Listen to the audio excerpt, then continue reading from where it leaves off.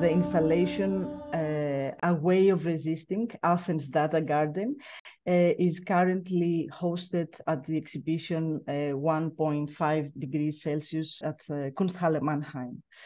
We have a whole room that actually accommodates the installation, and we have discussed that thoroughly with the curators because we wanted to create a world. We wanted to create a world that the viewer could enter, right? So everything is quite dark, and the first thing that you feel as you enter the room of the installation is actually a sound.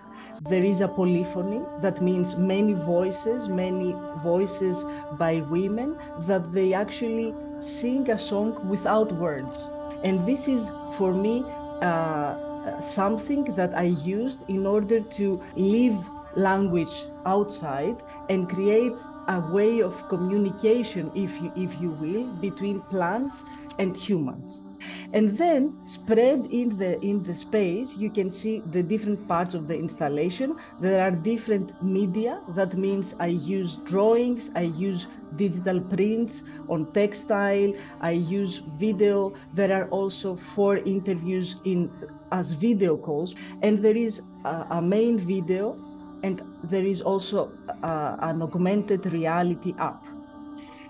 And this world is actually created by different actors, by different players, as we were in a game. So the different actors in this case are the parts of the story: the plant, the Acropolis, the 4 scholars that they actually are interviewed by me, and also me as the artist starting this narrative in a way. So, this is a semi-fictional narrative. That means that there are some parts that are scientific facts, and there are some parts that I just imagined. The story is about a small community in Athens, and this small community of people decides to take their digital data from the cloud of Google, Amazon, Facebook, whatever, and store it in the DNA of a tiny plant that grows exclusively on Akropolis. We call these plants endemic. This plant is called Micromenia acropolitana, and is a fact. It is indeed growing only on Akropolis Hill. Many say that is probably older than the Parthenon itself, but for the records and for the science, it was first discovered in 1906 and then published in 1908. It was thought distinct for almost 100 years, and then in 2006, a person, which is actually part of the people that I have interviewed, rediscovered the plant and made a new publication in a journal of Balkan botany. So the story is about this small community that they actually decide to store the information in the DNA of the plant, to keep the location of the plant secret in order to protect the information, but also the fragile ecosystem of the plant itself. Actually, I have not seen the plant because it's a rare plant, as you can imagine, and there is also this connection with Akropolis. There are plant hunters, they call them like that. They actually want to find and collect the plant. So there is indeed a very a high secrecy, I would say, around the whereabouts of the plant.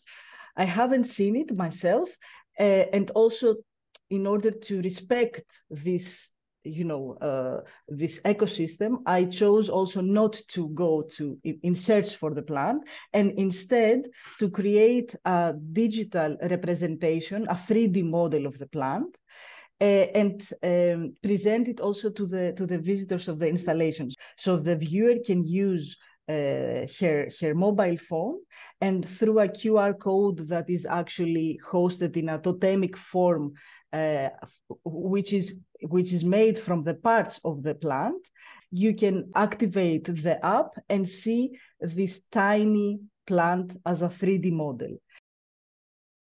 The inspiration started from something personal and something which is, I think, now on the mind of everyone living on this planet. The personal part has to do with my grandfather. who was a person who deeply respected nature and took care of plants.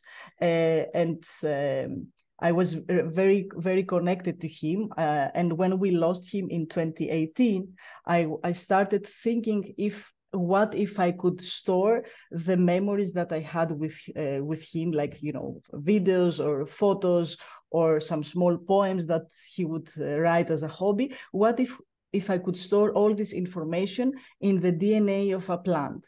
But on the other hand, there was also this question that I had in my mind that has to do with the footprint and the emissions that my data create.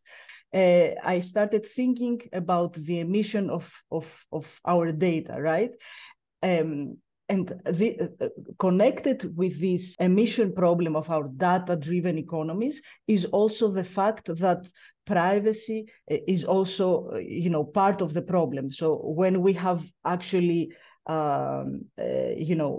given all our information to certain monopolies, this starts to become a little bit weird and dangerous at the same time.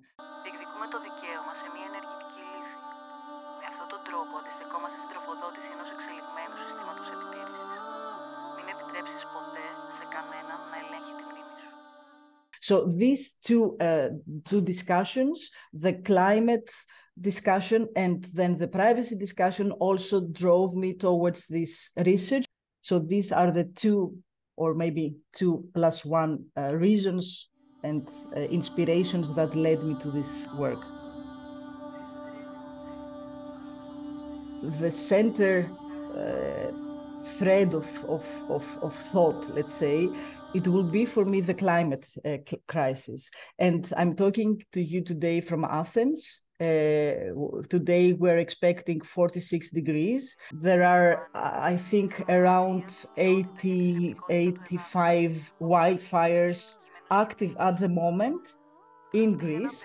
So for me, during the last few years, living on this planet, and especially in this country, which is quite sensible to heat waves and wildfires, I think that the important thing to discuss and also to look the work through this reflection, let's say, is actually the climate crisis. And how is this work connected to this discussion of climate crisis? So think that we actually generate data in huge amounts, right? And although we have this tendency of considering the internet as something, invisible, and we are talking about the cloud, there are indeed behind very big and energy-hungry infrastructures. And the data centers that host our data, our digital memory, actually need to be cooled down, need lots of energy, and the amount of energy that they're using doubles every 2 years. So we are talking about lots of emission. If I would choose one of the threads of thought that actually inspired and are important for this work, I would definitely go with the connection to the climate crisis right now, and the connection that it has already, and of course more in the future, with the data being generated from us. This is not a proposition of, this is an artwork. And I would say that I use this relationship between human memory and plants mainly as a symbolic relationship, as a symbolic gesture to actually investigate alternatives and investigate possible new ways of collaboration or a relation between different species, right? So for me, it's, of course, there is something that is already looked into in science, and this is something that I forgot to mention at the beginning, that is actually already scientific research being done on this possibility of storing digital data in the DNA of the plant. And there is Karin Pfister, which is part of the interviews, is actually one of the first people with her team that they succeeded in 2016 to actually store and retrieve digital data from plant DNA. So this is something that is not fictional, is factual. But for me, in this installation, it's not so important to draw the attention to the scientific possibility of this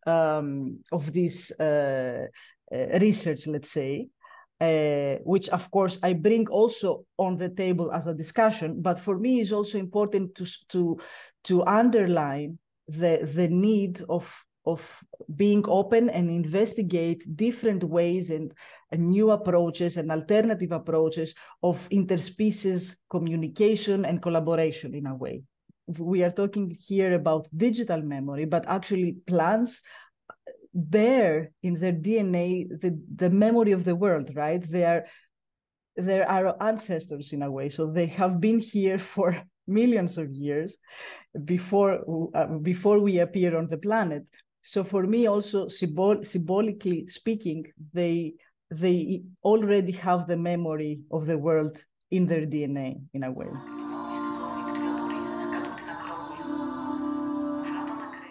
I would say try to stay optimistic and to realize that, you know, this is our planet and this is our world, and we need to protect it no matter what, and I'm sure that the younger generation has, you know, is there. They know that they have to do that, and they know that they already have taken actions. But I think it's important to understand that this is our home, and it's, you know, it's we have to press our governments to, you know, to take measures in order to protect. Actually protect our environment, and I think prevention